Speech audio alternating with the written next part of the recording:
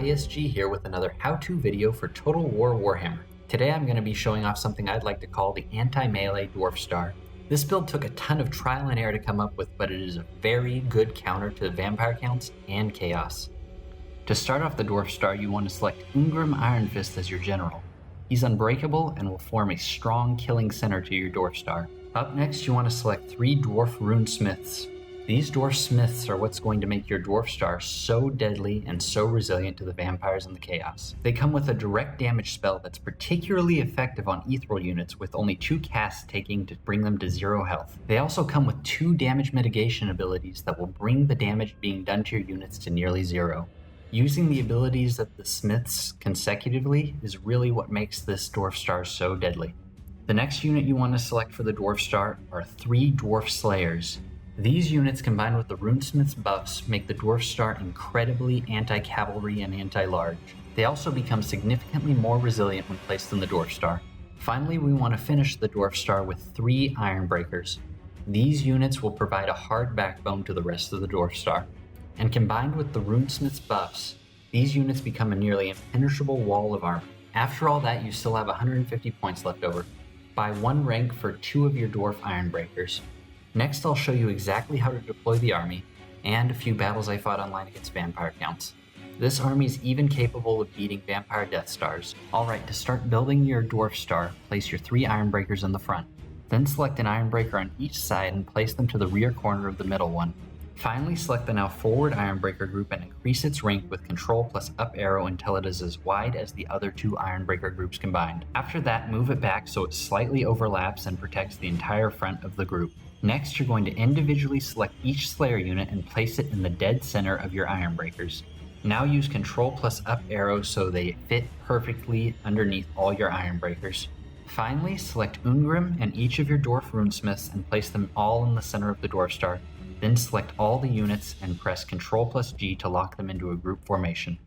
Then you want to toggle on melee and toggle off fire at will. Your Dwarf Iron Breakers are not set to melee currently. That concludes the deployment of the Dwarf Star. So it took a lot of time and effort to create this army, and I sacrificed a good chunk of my ladder rating. But this army is extremely fun to play, especially if you enjoyed things like the Death Star.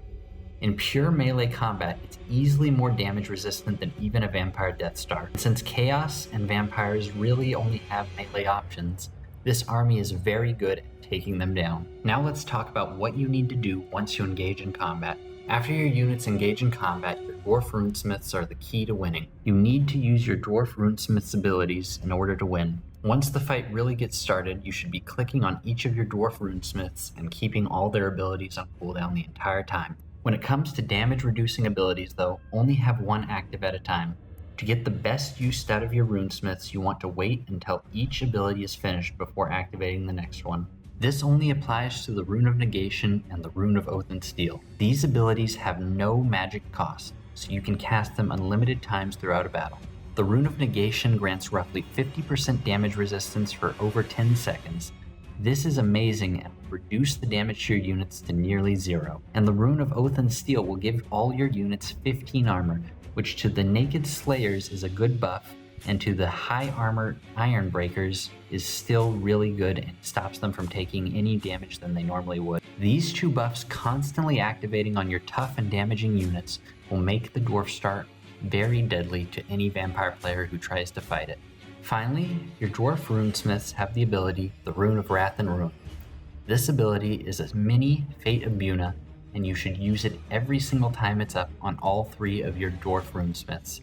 Only target units with a high unit count or ethereal units because they will take extreme damage from this spell. If you watch the fight, you'll see through the constant use of Dwarf Runesmith's buffs, I am not taking any damage to my units. Even the incredibly squishy Slayers are surviving pretty well.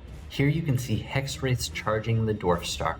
If you manage to activate the Rune of Negation right as a charge is coming in, it will completely negate all the damage. Also, you want to maliciously target any ethereal units the vampire player brings with the Rune of Wrath and Ruin.